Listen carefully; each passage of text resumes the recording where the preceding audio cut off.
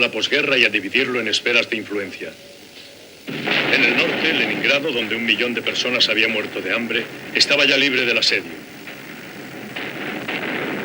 Kiev y Ucrania fueron liberadas.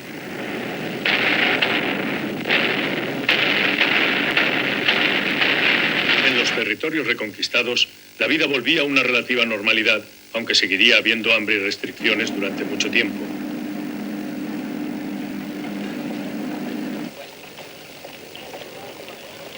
En las ciudades devastadas como Stalingrado, los niños regresaban al colegio. Los transportes volvían a funcionar entre las ruinas. Y en Leningrado, incluso los teatros volvieron a la vida.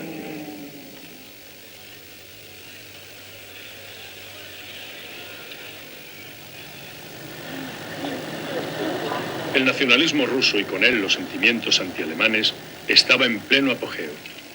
Por las calles de Moscú desfilaron los prisioneros alemanes como cautivos de los triunfos de la Roma imperial, expuestos a la ira de la población.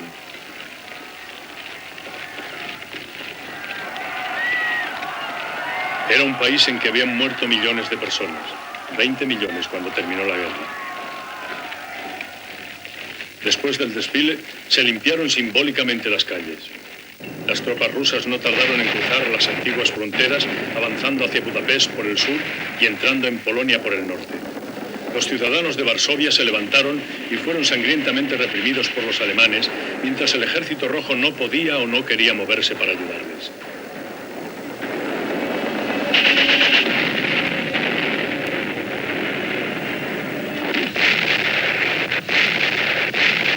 La gran lucha fue larga y sangrienta. Llevó al Ejército Rojo a la otra orilla del Oder y a Berlín. Mientras, los aliados occidentales avanzaban desde el Rin al Elbe, encontrando poca resistencia.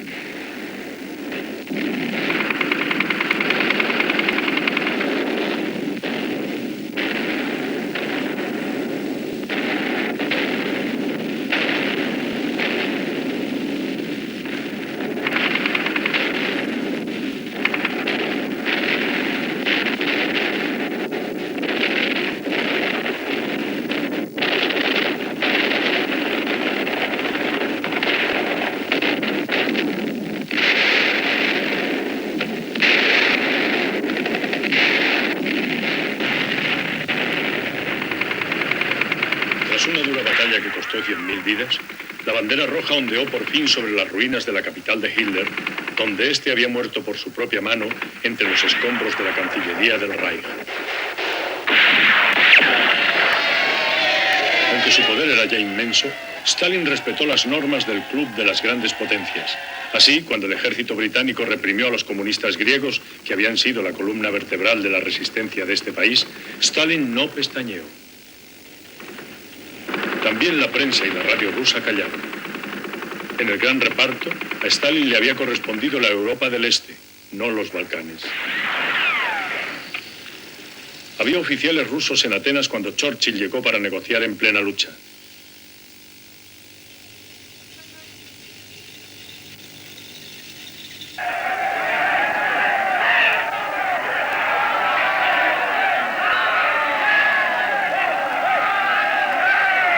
Ni en Italia ni en Francia, a pesar de la fuerza armada de sus partidos comunistas, condujo la resistencia a una revolución social. Stalin estaba decidido a mantener su parte del acuerdo. En la gran conferencia de Yalta y después, terminada la guerra, en la de Potsdam, se dieron los toques finales al reparto de las zonas de influencia.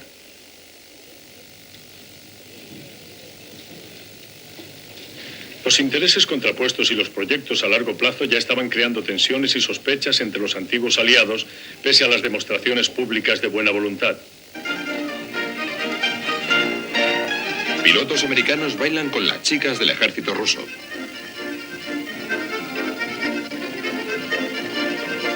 Pronto las dos grandes potencias se mirarían a ambos lados de la línea que atravesaba el corazón de Berlín en la Guerra Fría declarada en marzo de 1947 por el presidente Truman.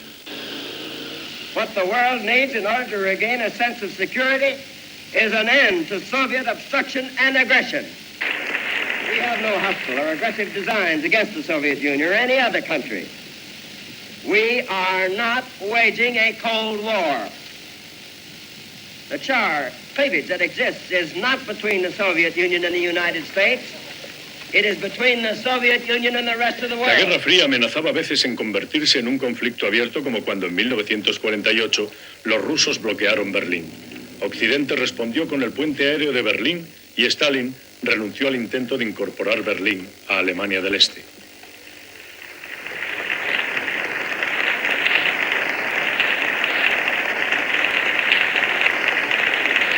Stalin era ahora el gobernante de un vasto imperio que incluía los estados satélites de Europa del Este, donde había instalado en el poder a hombres de su confianza. Solo Tito, el legendario líder partisano de Yugoslavia, se atrevió a afirmar su independencia, aunque Stalin había dicho: me basta con mover el meñique para que desaparezca Tito. Otros fueron obligados a confesar en juicios propagandísticos antes de ir a la cárcel. En Rusia, Stalin se hizo cada vez más reservado y autocrático. Se reanudaron las purgas y detenciones. Khrushchev diría después: Stalin pensaba que podía decidirlo todo y hacer que los demás se limitaran a escucharle y alabarlo. Durante 5 años no hizo ninguna declaración pública. Su entorno vivía en un miedo incesante.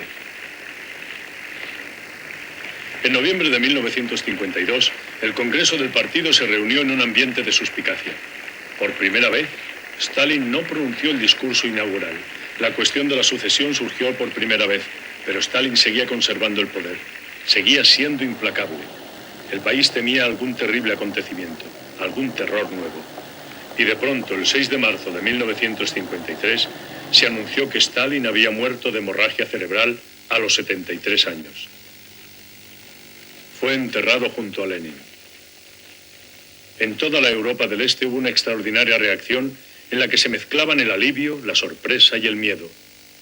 No fue hasta 1956, en el 20º Congreso del partido, cuando Khrushchev pudo contar en su famoso discurso secreto algunas verdades sobre Stalin, su régimen y sus métodos, y cuando el pueblo soviético pudo enterarse de parte de lo que significó la era de Stalin. Una era que había convertido a la Unión Soviética en una gran potencia.